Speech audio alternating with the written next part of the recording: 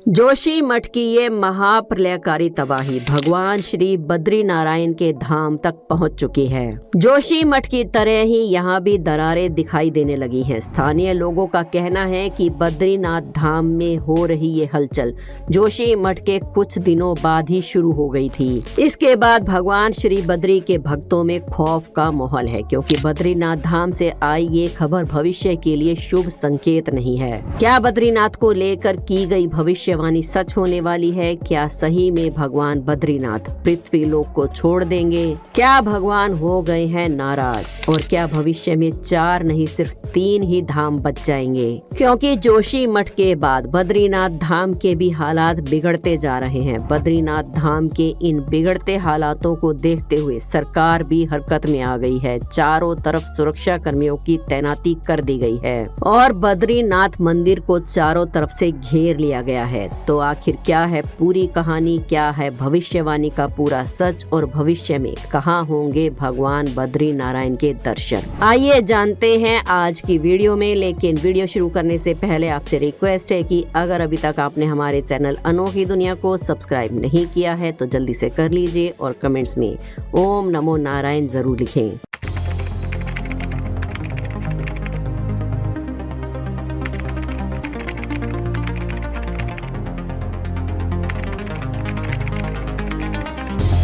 हाल ही में जोशी मठ भू संखलन के मामले बढ़ते जा रहे हैं। इस वजह से लोगों की चिंताएं और भी बढ़ती जा रही हैं और लोगों को सुरक्षित ठिकानों पर पहुंचाने का कार्य प्रशासन द्वारा किया जा रहा है। लेकिन क्या आप जानते हैं कि केदारनाथ और बद्रीनाथ मंदिर में मौजूद कई धार्मिक ग्रंथों में कुछ ऐसी घटनाएं होने की भविष्यवाणी युगों पहले ही की जा चुकी है। इन धार्मिक पुस्तकों में बताया गया है कि भविष्य में इसी स्थान पर भूकंप, सूखा, इत्यादि आएंगे। साथ ही ये भी बताया गया है कि जोशी मठ के नरसिंह मंदिर की मूर्ति धीरे धीरे खंडित हो जाएगी और बद्रीनाथ व केदारनाथ जैसे महत्वपूर्ण तीर्थ स्थल लुप्त हो जाएंगे। धार्मिक पुस्तकों में ये भी बताया गया है कि भविष्य में बद्रीनाथ के नाम से एक नए तीर्थ का जन्म होगा। इसी भविष्यवाणी को देखते हुए क्या पता आगे कभी बद्री नारायण के दर्शन हो या ना हो। वर्तमान समय में भविष्य बद्री के दर्शन के लिए लोगों की संख्या बढ़ती जा रही है। बद्रीनाथ और केदारनाथ धाम के दर्शन के लिए जोशी मठ को ही मुख्य द्वार कहा गया है।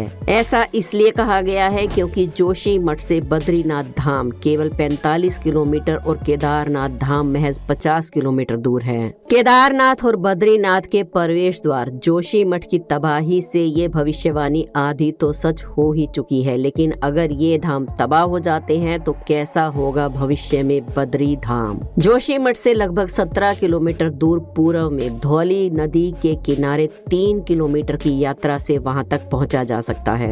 लेकिन यहाँ सिर्फ ट्रैकिंग के जरिए ही पहुंचा जा सकता है। धौली गंगा का अर्थ होता है सफेद पानी और ये नदी तपोवन के दोनों तरफ से पहाड़ों के बीच में से बहती है। ऐसा माना जाता है कि कलयुग की शुरुआत में जोशी मठ के नरसिंह देवता की मूर्ति का हाथ धीरे धीरे पतला होता जाएगा और एक दिन टूटकर गिर जाएगा।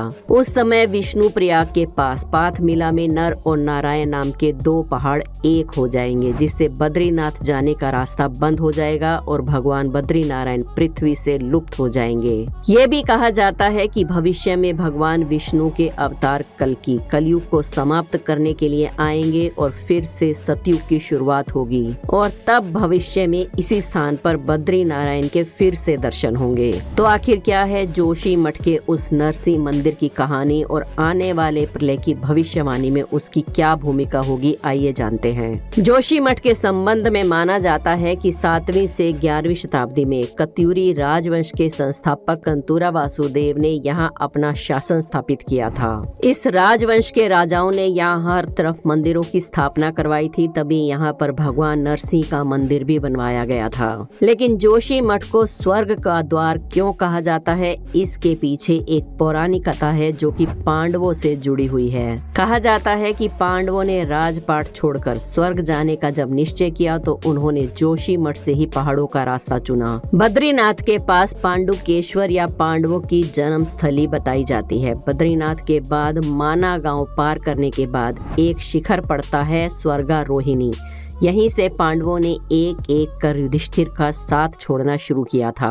फिर अंत में एक कुत्ता ही युधिष्ठिर के साथ स्वर्ग तक गया था। इसी पौराणिक कथा के चलते जोशी मठ को स्वर्ग का द्वार भी कहा जाता है। जोशी मठ को पार करने के बाद आगे फूलों की घाटी आती है और औली की शुरुआत होती है, जिसकी सुंदरता स्वर्ग जैसी है। इसीलिए जोशी मठ को स्वर्ग का द्वार कहा गया है। आदि गुरु शंकराचार्य जब चारों धामों की स्थापना करने के लिए भ्रमण कर रहे थे, उस समय उन्होंने जोशी मठ में एक शहतूत के वृक्ष के नीचे तप किया था और उन्हें यहाँ ज्योतिष ज्ञान की प्राप्ति भी हुई थी। इसीलिए जोशी मठ को ज्योतिर्मठ भी कहा जाता है। यहाँ शंकराचार्य जी ने नरसिंह भगवान की एक मूर्ति की स्थापना की थी, क्योंकि जोशी मठ को भगवान नरसिंह की तपस्थली भी माना जाता है। मान्यता है कि पहले जोशी मठ समुद्र में स्थित था। जब ये पर्वत के रूप में खड़ा हुआ, तब भगवान नरसिंह ने इसे अपनी तपस्थली बनाया। जोशी मठ को लेकर कथा है कि यहाँ पर रामायण काल में हनुमान जी का भी आगमन हुआ था। लक्ष्मण जी जब मेघनाथ के शक्ति बाण से मूर्छित हो गए थे, तब हनुमान जी संजीवनी बोटी की खोज में यहाँ आए थे। हनुमान जी को रोकने के लिए रावण ने काल नेमी नामक राक्षस को यहाँ भेजा था। हनुमान जी ने जोशी मठ में ही काल नेमी का वध किया था। कहा जाता है इसीलिए आज भी यहाँ की जमीन लाल कीचड़ की तरह दिखती है। जोशी मठ में भगवान विष्णु का एक अन्य प्राचीन मंदिर भी है, जिसे नरसिंह मंदिर के नाम से जाना जाता है। यहाँ भगवान विष्णु की नरसिंह अवतार में जो मूर्ति है वो आधे मानव और आधे सिंह के रूप में है। भागवत पुराण के अनुसार हिरण्यकशिपु का वध करने के लिए ही श्री हरि ने ये अवतार धारण किया था। जोशी मठ में इस मंदिर में भगवान नरसिंह के साथ बद्री नारायण, उद्धव और कुबेर भी स्थापित है। सर्दियों में जब बद्रीनाथ मंदिर के मुख्य कपाट बंद हो जाते हैं, तब पुजारी इसी नरसिंह मंदिर में भगवान बद्री नारायण की पूजा जारी रखते हैं। इस मंदिर में जो नरसिंह भगवान की मूर्ति है, उसकी रहस्यमयी बात यह है कि इसका बायां हाथ समय के साथ कमजोर होता जा रहा है। ऐसी भविष्यवाणी है कि जिस दिन भगवान नरसिंह की ये बाईं भुजा टूटकर गिर जाएगी, उस दिन न सिर्फ जोशी मठ बल्कि पूरा बद्रीनाथ धाम खत्म हो जाएगा। तो आखिर किसने की ये भविष्यवाणी और क्या जोशी मठ का ये भूकंप उसी भविष्यवाणी की शुरुआत है? इन सभी सवालों के जवाब हमें मिलते हैं वेद व्यास जी द्वारा रचित स्कंद पुराण की गई भविष्यवाणी से। वेद व्यास जी ने लिखा है कि घोर कलयुग के समय जोशी मठ में स्थित भगवान नरसिंह का बायां हाथ गिरने के साथ ही एक भयानक भूकंप आएगा। ये भूकंप इतना भयावह होगा कि नर और नारायण नाम के दो पर्वत, जिन्हें जय और विजय के नाम से भी जाना जाता है, दोनों मिलकर एक हो जाएंगे। प्रचंड भूकंप के कारण जब ये विशाल पर्वत दोनों मिलकर एक हो जाएंगे, तो बद्रीनाथ मंदिर लुप्त हो जाएगा और कोई भी भगवान बद्री नारायण के फिर दर्शन नहीं कर पाएगा। केदार खंड के सनत कुमार संहिता में भी इसी भविष्यवाणी का वर्णन मिलता है। तो क्या जोशी मठ में आया ये भूकंप उसी भविष्यवाणी की शुरुआत है? क्योंकि साल के शुरुआत में ही ऐसी परिस्थितियां बनती जा रही हैं, जिन्हें देखकर तो ऐसा ही लगता है। क्या सच में भगवान विष्णु कल की अवतार में आएंगे? जैसा कि भविष्यवाणियों में बताया गया है कि जब धर्म पूरी तरह से लोप हो जाएगा, चारों धाम लुप्त हो जाएंगे, तब कल की अवतार दुष्टों को दंड देने के लिए आएंगे। तो क्या चारों धामों में से एक धाम बद्री धाम अब समाप्त होने की कगार पर है? दोस्तों, आपका इस बारे में क्या विचार है? हमें कमेंट्स में जरूर बताएं। वीडियो पसंद आई हो तो एक लाइक जरूर करें। हमारे चैनल अनोखी दुनिया को सब्सक्राइब करके बेल आइकन को प्रेस करना ना भूलें। कमेंट्स में ओम नमो नारायण जरूर लिखें। कल फिर मिलेंगे एक और वीडियो में। जय बद्रीनाथ।